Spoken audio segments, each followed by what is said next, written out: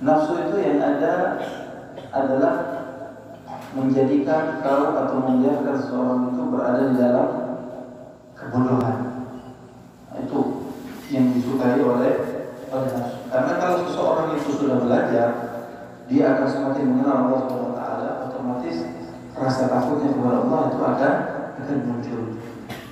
Nah, makanya inti daripada ilmu, berapa kali kita sampaikan bahwa inti daripada ilmu itu adalah rasa takut kepada Allah Subhanahu wa taala.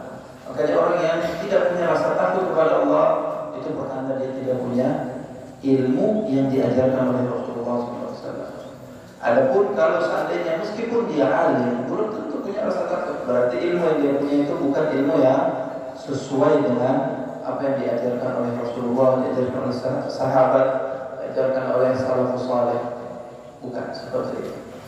Oleh karenanya Habib Idrus bin Umar Al-Habsyi mengatakan bahwa ilmu itu ada dua. Ada kalanya ilmu yang bersifat nur, ada kalanya ilmu bersifat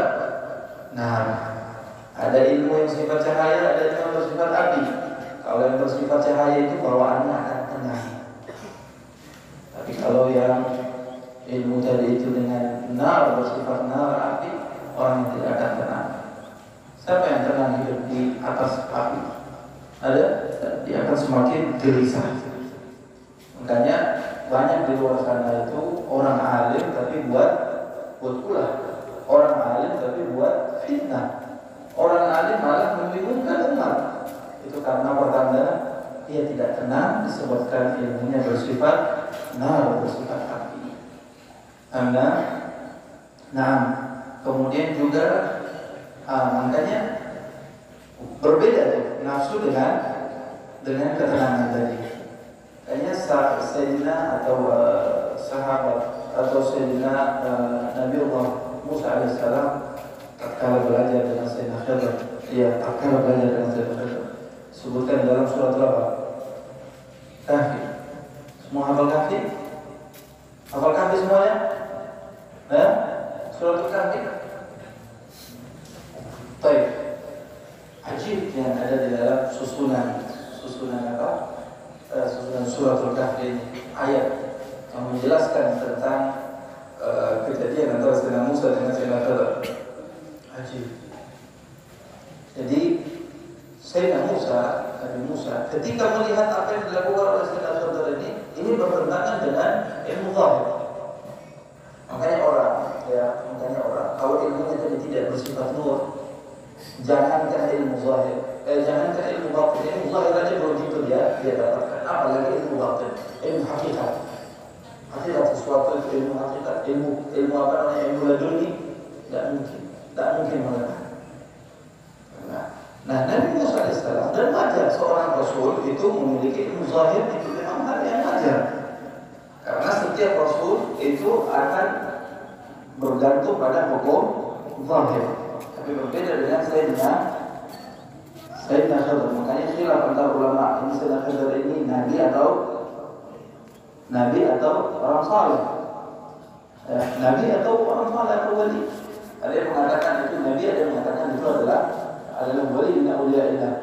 Tapi mungkin kita lebih condong berpendapat bahwa itu adalah wali min auliyaillah. Kenapa? Karena Sayyidina Khidir itu mengambil atau memiliki daripada ilmu batin dan tidak mempraktikkan daripada ilmu zahir di hadapan Nabi Allah Musa alaihissalam. Makanya ketika itu Nabi Musa itu apa? Ketika mau benar-benar belajar kepada Sayyidina Khidir, Sayyidina Khidir mengatakan apa? Kau tidak mungkin bisa sabar sama saya. Berarti pertanda apa itu?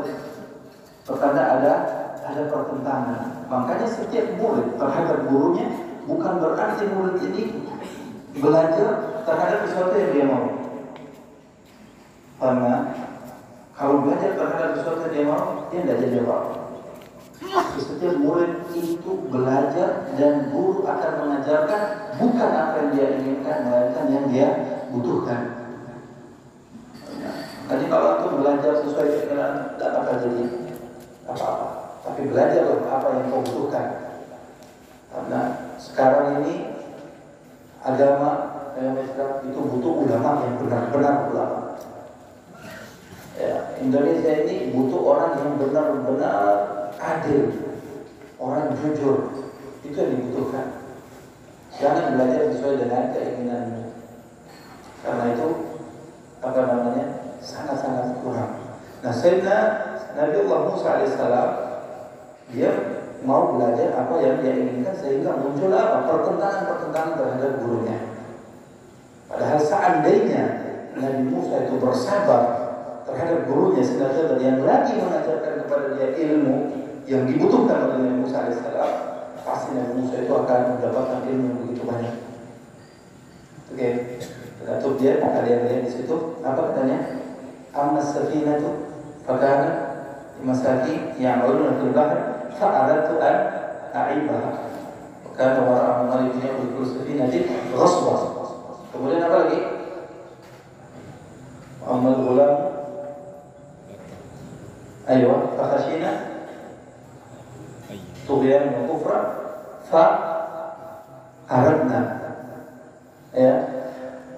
Makanya kalau kita perhatikan ya susunan ungkapan saya terhadap Nabi Musa alaihissalam, pertama menggunakan kalimat aradtu, yang kedua apa? Aradna, yang ketiga fa'arada. Ya enggak? Gimana? Baca kafir, ya enggak? Yang pertama apa? Fa'aradtu. Padahal sama-sama kalimatnya adalah kalimat irada. Ya benar. Kalau tidak, aradtu, aradna, arada. Tapi apa perbedaan? Al-Quran susunannya makna. Susunan makna. Ayat ini setelah ayat ini, surat ini setelah surat ini, semuanya apa? Makna. Tertibul ayat ada makna. Maka bagaimana dengan titiknya? Maka bagaimana dengan harakatnya? Bagaimana dengan perubahan hurufnya? Oke, kenapa Sayyidina Khidr mengatakan aradtu? Berarti itu seakan-akan adalah murni pekerjaannya, murni keinginannya. Kenapa? Karena di situ ada kalimat air. Maka saking Sayyidina Khidr menjaga adab pada Allah Subhanahu wa taala, makanya air tidak pantas disandarkan kepada Allah. Makanya fa'aradtu an a'ibaha. Ada kalimat apa itu? Air. Mustahil Allah melakukan suatu air. Karena ya benar. Baik. Kemudian Sayyidina Khidr ketika membahas tentang membunuh setiap syariat dari awal Nabi Adam sampai Muhammad, setiap Rasul itu pasti mengatakan bahwa pembunuhan itu adalah perbuatan yang tidak benar, bertentangan. Karena makanya situ Sayyidina Khidr mengatakan apa? Aradna. Kenapa? Karena di samping pembunuhan itu disenderkan kepada saya karena saya yang melakukan pembunuhan, akan tetapi di satu sisi pembunuhan ini dapat berdampak rahmat terhadap orang tuanya, dan pekerjaan rahmat adalah pekerjaan Allah. Makanya itu kalimatnya apa? Aradna. Yang ketiga, rumah dibangun. Rumah yang tembok yang sudah hancur didirikan kembali. Kata Sayyidina Khidr apa dalam Al-Quran? Fa'arada. Nisbatnya kemana?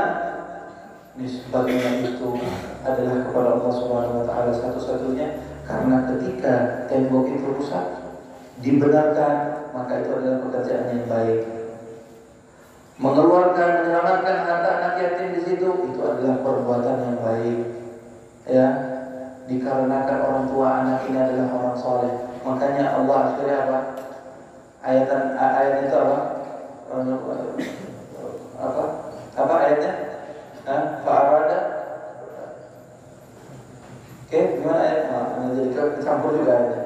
Gimana? Fa'arada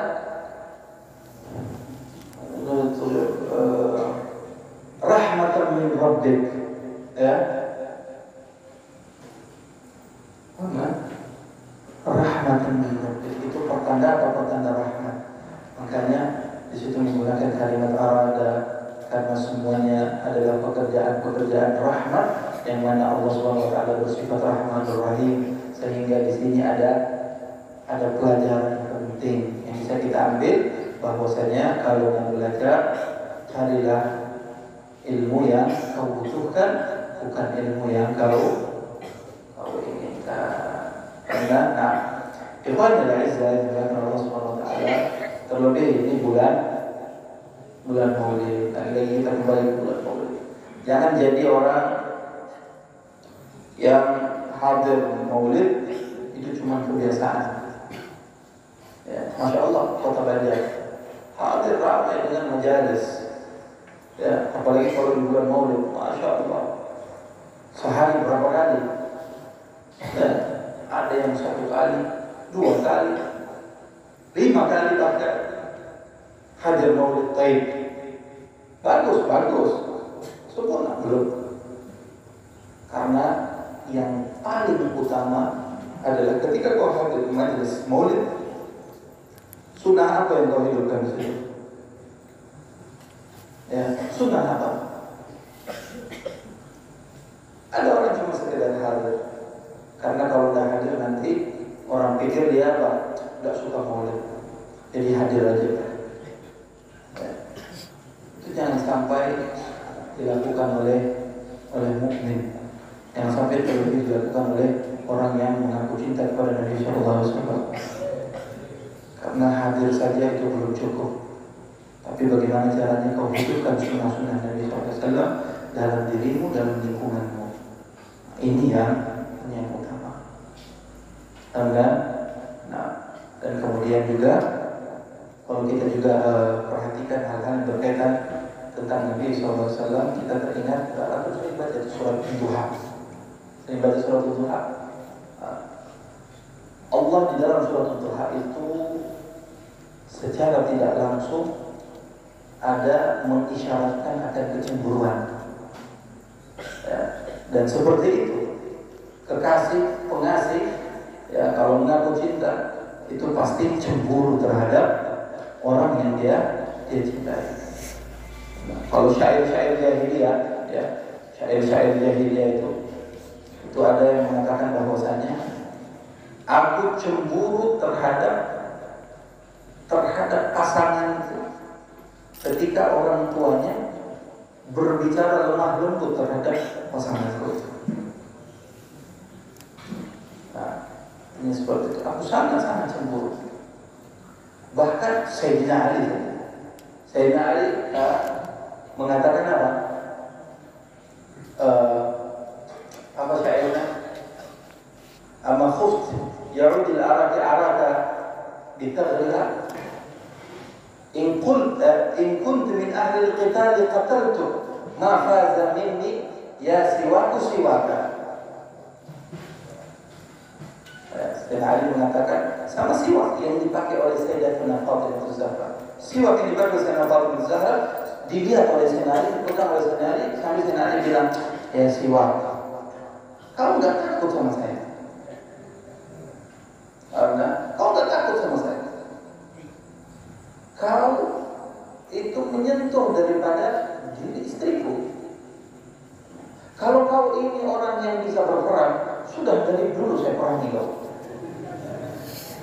Dan asal kau tahu, nggak ada orang yang menang ketika melawan saya, kecuali kau. Makanya dalam riwayat Sayyidina Ali, ketika berperang di Khaybar, ya, perang melawan siapa tuh? Amr, ya, kalau nggak salah. Lawan siapa? Ketika Rasulullah bertanya, atau si orang kafir tadi bilang, kan harus duel, kalau perang itu harus duel. Ayo, siapa di antara muslim ini yang mau cepat-cepat saya kirim ke surga?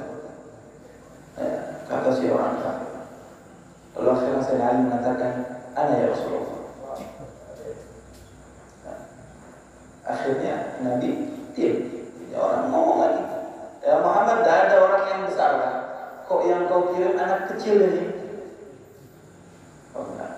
Makanya dikeluarkanlah syairnya si orang Arab. Ketika orang Arab itu mengatakan tidaklah si Muslim ini yang maju atau yang akan melawanku ini kecuali anak kecil. Pokoknya melalui syairnya dia menghina daripada Sayyidina Ali. Nanti Sayyidina Ali mengatakan apa? Ana alladhi sammat ummi bil Haidarah. Saya ini yang dinamakan singa padang pasir yang mencabik-cabik musuhnya dari arah yang dia tak tahu. Terjadi akhirnya duel. Ya. Ketika duel dalam riwayat ada yang bilang debu itu berterbangan sampai menutupi keduanya. Orang tidak lihat dalam riwayat. Setelah itu si orang kafir tadi setelah selesai perang, orang kafir bilang, mana kekuatanmu? Mana pedang yang ditakuti oleh orang yang katanya pedang Zulfikar? Mana ketajaman pedang itu? Lalu Sayyidina Ali dalam riwayat mengatakan, coba gerakin badanmu. Ketika dia gerakin badannya ternyata langsung putus-putus semua. Dalam riwayat lagi ada yang mengatakan dibelah dua. Nah, kita kembali bahwa orang yang mengaku cinta itu punya sifat apa? Punya sifat cemburu. Dan kecemburuan Allah ini ya melalui isyarat ada di dalam surat Duha. Makanya ketika kita baca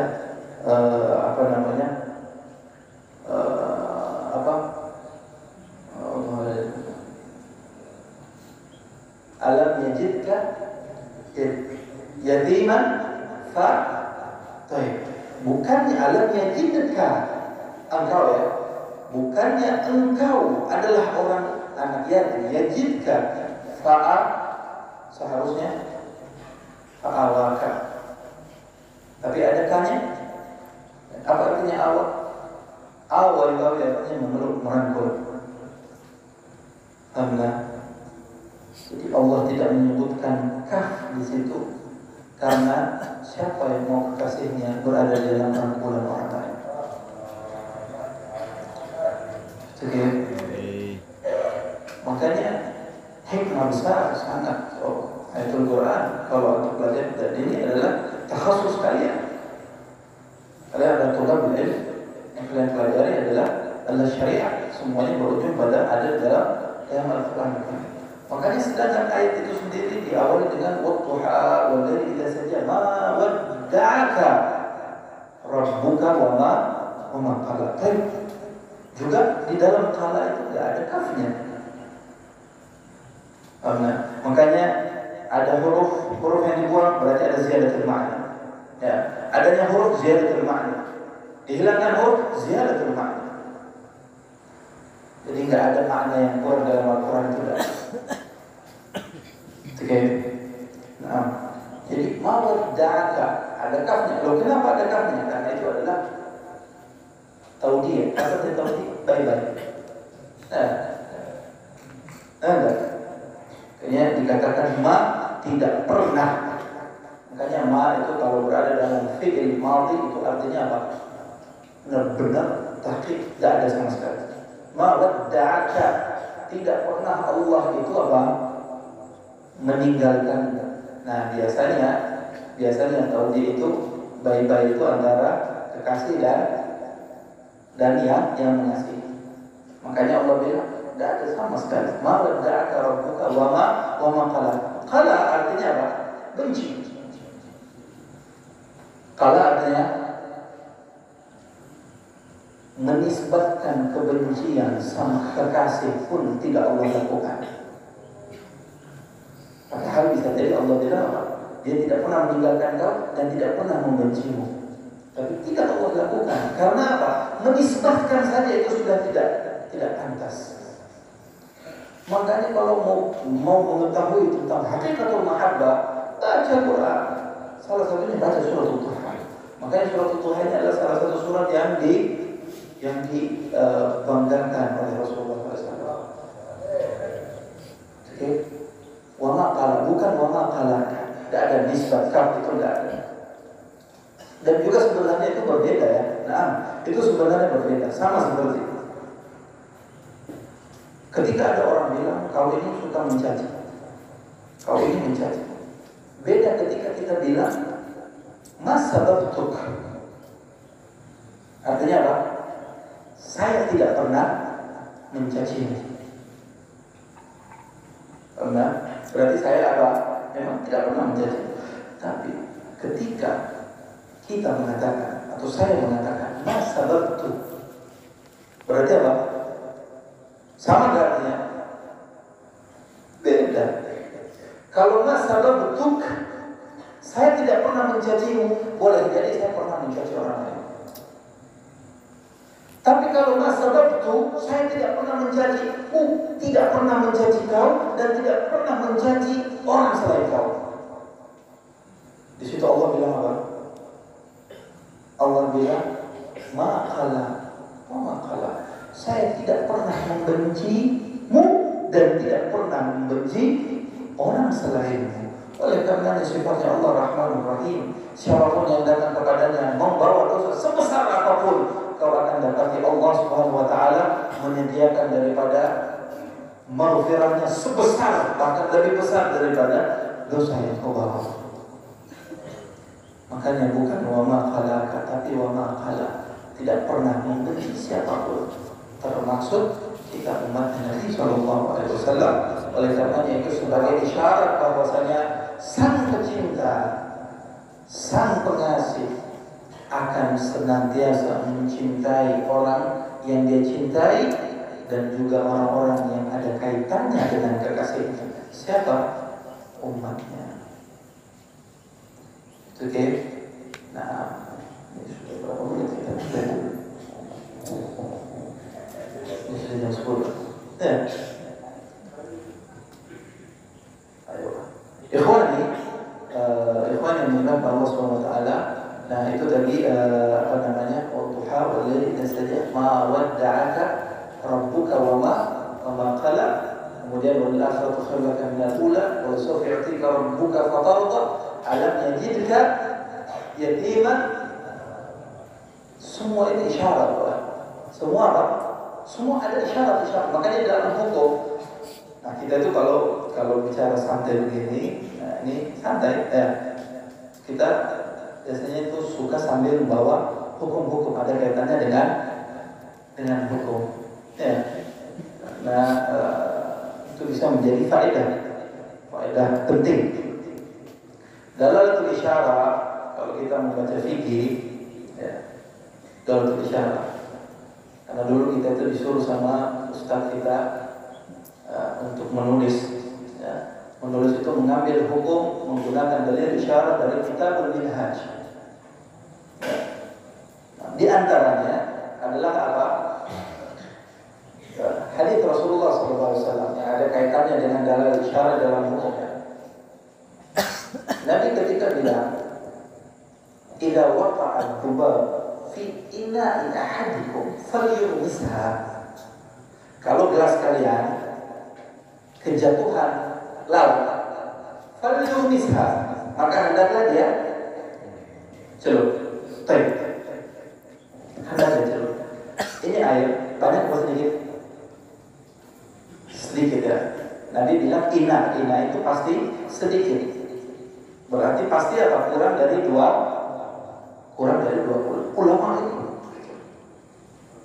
Ulama kerja. Oh, itu kejatuhan lalat. Isyaratnya apa? Isyaratnya berarti lalat itu tidak menajiskan. Ya, karena kalau dicelup otomatis mati. Mati nggak? Mati. Lalat dicelup mati. Kalau sudah mati tetap bisa diminum, berarti penanda lalat ini tidak najis, tidak menajiskan. Karena itu isyarat. Tapi sekarang bagaimana?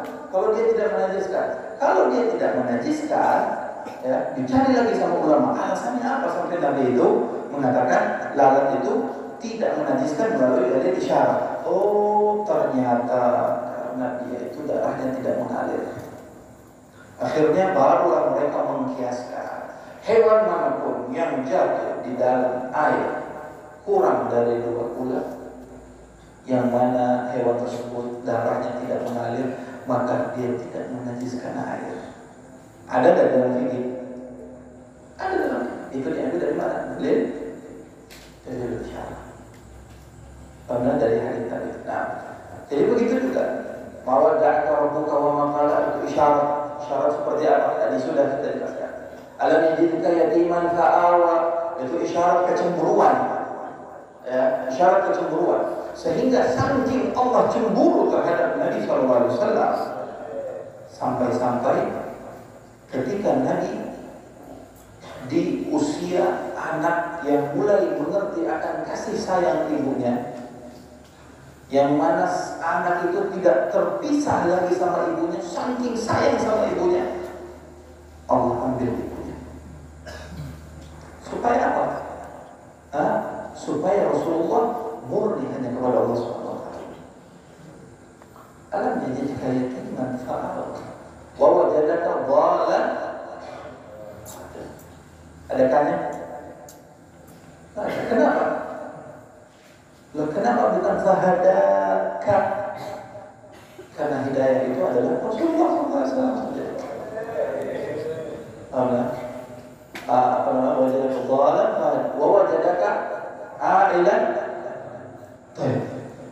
Bukannya dia mendapati kau itu a'ilan miskin, ya.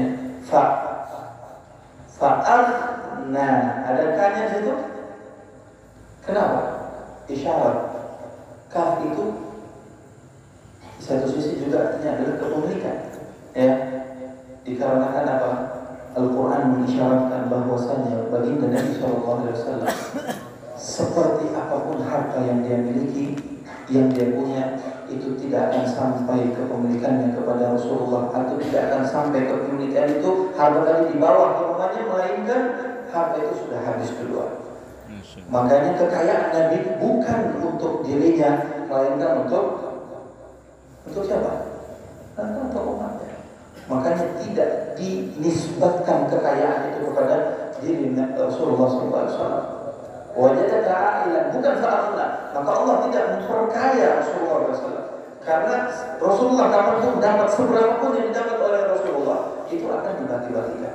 Jangankan itu, di dalam riwayat Nabi SAW yang rumahnya tidak kelihatan api selama 2 bulan. 2 bulan tidak ada api. Pertanda apa? Rasulullah itu hanya makan kurma dan air. Karena itu kita insya Allah berapa macam makanan. Ada berkat Nabi SAW. Berarti kita bilang kita harus jadi orang zuhud, kemudian jangan ada makanan miskin. Kalau biar kita makan, ya ada. Dan tempatkan sesuatu pada tempat, bukan seperti itu. Karena kalaupun kita begitu, Rasulullah akan sedih. Jadi dalam riwayat yang 2 bulan lamanya tidak kelihatan api di rumah Nabi SAW.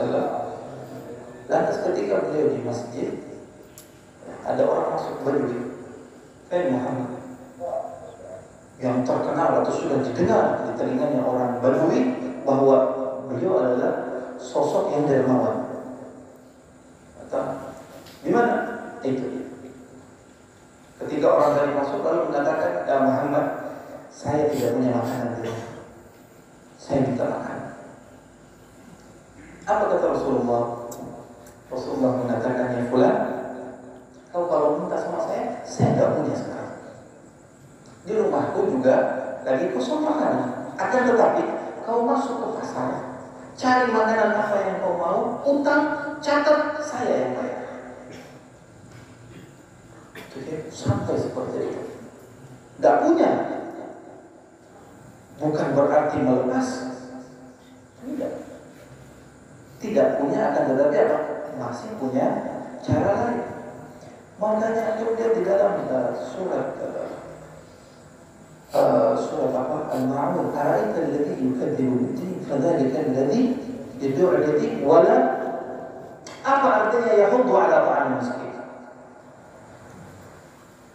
Ayat Al-Quran menggunakan kalimat hadda yahuddu, bukan sekedar a'ta.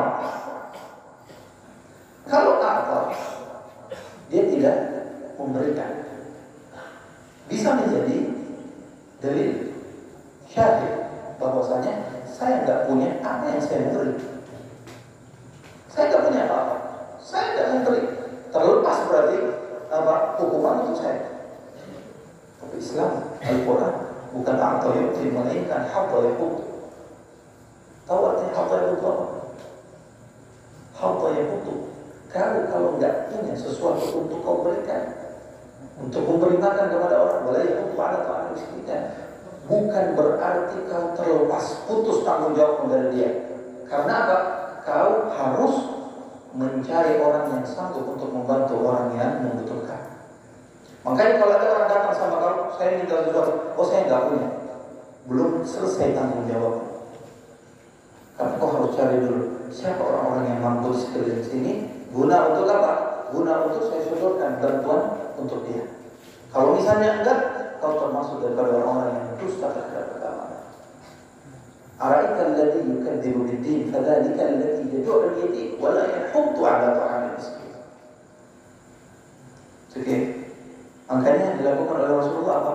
Saya tidak punya sekarang, saya tidak punya. Makanya tidak ada yang saya berikan. Tapi kau pergi ke pasar, cari makanan yang kau mau, utang, biar saya yang bayar. Oke, di mana walaya? Karena seketika itu semua sahabat-sahabat berdiri lalu menghampiri orang tersebut lalu mengatakan, di mana pikiranmu? Ya, ini Rasulullah tidak punya apa-apa, tetap kau minta. Dia orang tadi berdiri Sayyidina Bilal lalu mengatakan, ya Rasulullah, la takhaf. Sayyidina Bilal mengatakan, ya Rasulullah, jangan takut ya Rasulullah. Allah akan senantiasa menyertai orang-orang yang berbuat baik. Oke, karena kebaikan yang kau berikan, yang bantuan yang kau berikan kepada orang lain, kau harus tahu bahwasanya sebelum bantuan itu diterima oleh orang tersebut, yang pertama kali menerima adalah Allah Subhanahu Wa Taala. Kayak dikatakan dalam Al-Quran apa? Wa ya'khudhu bis-shadaqat. Siapa yang akhudhu bis-shadaqat? Allah Subhanahu Wa Taala. Makanya orang yang paham betul tentang ini, ya, yaitu Sayyidatuna Fatimah Az-Zahra. Sayyidatuna Fatimah Az-Zahra ketika beliau hanya punya 1 dirham, beliau hanya punya 1 dirham. Ketika beliau punya 1 dirham, itu dirham tadi beliau rendam dengan air mawar. Beliau sudah direndam, sudah wangi, masih diberikan wangi-wangian yang beliau punya di rumah itu. Lalu ditanya, ya bintu Rasul, apa yang kau lakukan? Nah, saya lakukan ini karena apa? Karena pemberianku ini pertama kali yang terima adalah Allah Subhanahu Wa Taala, dan aku menginginkan ketika ini sampai di tangan Allah dalam keadaan harum wangi. Siapa? Orang-orang yang paham betul tentang isi daripada Al-Quran, isi daripada syariat Islam. Jarang orang yang paham itu apalagi mempraktikkan itu. Karena jadi banyak isyarat-isyarat yang ada dalam Al-Quran Karim yang seharusnya kita itu, makanya disuruh membaca Al-Quran itu dengan apa? Tadabbur. Makanya ulama itu ada yang membaca Al-Quran, dia katakan, saya membaca Al-Quran baru khatam 15 tahun. Jadi kita bilang sama ya. Kita juga sama. Cuma mungkin ada di antara kita mengatakan, oh berarti saya yang lebih, saya itu 5 tahun khatam. Kok ulama itu 15 tahun? Tapi ulama itu mengatakan apa? Tidaklah aku khatam baca Al-Quran kecuali aku paham betul apa yang Allah inginkan di situ. Oke, itu baca Al-Quran apa yang kita paham? Nah, baca Al-Quran cuma sekedar seperti apa? Seperti dongeng, asatirul awwalin, seperti yang dikatakan oleh orang-orang terdahulu, itu hanya dongeng belaka. Selain masih panjang dan masih, kalau bicara tentang isi Al-Quran apalagi makna-makna yang tergandung terkandung bukan makna zahir, tapi ruh daripada Al-Quran Al-Karim. Makanya Al-Quran itu sama seperti manusia. Manusia ini punya apa? Manusia ini punya ruh. Ada jasad, tapi jasad itu butuh ruh untuk bergerak. Al-Quran Al-Karim juga dia ada makna zahir, akan tetapi ingat di dalam sana terkandung makna yang begitu luas, yaitu makna apa? Makna batin atau ruh daripada Al-Quran Al-Karim yang kata Imam Al-Haddad bilang untuk memahami daripada ruh Al-Quran ini itu tidak dibutuhkan nakal, tidak dibutuhkan untuk belajar daripada safhat, tidak dibutuhkan daripada riwayat qala fulan fi ma'na Al-Quran. Kata Imam Al-Haddad, tapi yang dibutuhkan adalah safaul hati. Karena ketika hatimu itu bersih daripada yang namanya al-amrad, bersih daripada hal-hal yang tidak ada kaitannya dengan Allah, maka ketika itu Allah akan tanamkan makna-makna batin yang ada dalam Al-Quran Al-Karim. Karena selain itu tidak mungkin pun. Makanya kata Ibn Abbas radhiyallahu anhu, wallahi, jika seandainya ikatan tali ontaku hilang, la wajadtuhu fil Quran. Ya, tali onta hilang ada dalam Al-Quran. Di mana? Kok bisa? Wallahu a'lam. Oke, seperti itu. Habib Abdullah Al-Idrus bin Abu Bakar As-Sassam beliau katakan, wallahi seandainya aku tafsirkan Bismillahirrahmanirrahim, maka aku butuh 70 jilid. Bismillahirrahmanirrahim. Sayyidina Ali mengatakan apa? Inti daripada Al-Quran suratul Fatihah. Inti daripada suratul Fatihah adalah Bismillahirrahmanirrahim. Inti daripada Bismillahirrahmanirrahim adalah ba. Ba itu apa? Qasam. Makanya setiap surat itu diawali dengan huruf ba, Bismillahirrahmanirrahim. Karena betapa itu qasam ya. Jadi isi daripada Al-Quran itu Allah mendahulukan menyebutkan akan qasam. Bersumpah bahwasanya isinya itu adalah hal-hal yang benar. Makanya semuanya pakai Bismillah. Semua surat. Ada yang tak pakai Bismillah? Ada Taubah. Awal suratnya, awal ayatnya apa? Bara'atun minallah. Huruf apa? Huruf ba. Sahih. Kata Sayyidina Ali, inti daripada huruf ba itu di titiknya. Titiknya ada di sini. Sambil mengisyaratkan ke hati beliau. Sayyidina Ali juga bilang, aku itu lebih hafal jalan di langit daripada jalan di dunia. Jalan di dunia mungkin aku tersesat, tapi aku tidak mungkin tersesat di atas jalan ke atas.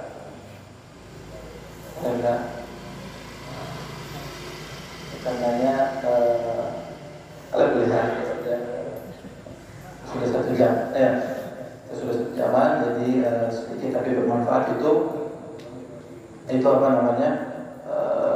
Itu istimewa dibanding banyak tapi tidak ada manfaat atau manfaatnya sedikit. Mahfifat.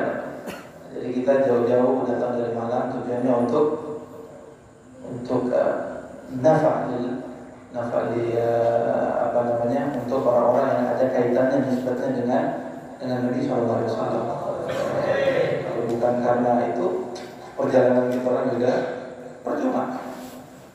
Juga perjalanan percuma. Makanya antum yang ada di tempat ini alhamdulillah antum punya guru ya. Alhamdulillah juga di sekitar antum itu banyak ya habaib. Pondok ini sering didatangi oleh banyak daripada habaib. Alhamdulillah. Ya, ini termasuk daripada, makanya namanya ini apa? Karamatul Awliya. Fakam min takrim ya, takrim dari Allah Subhanahu Wa Taala, ikraman min Allah Subhanahu Wa Taala. Maka tempat seperti nama sesuai dengan kadarnya.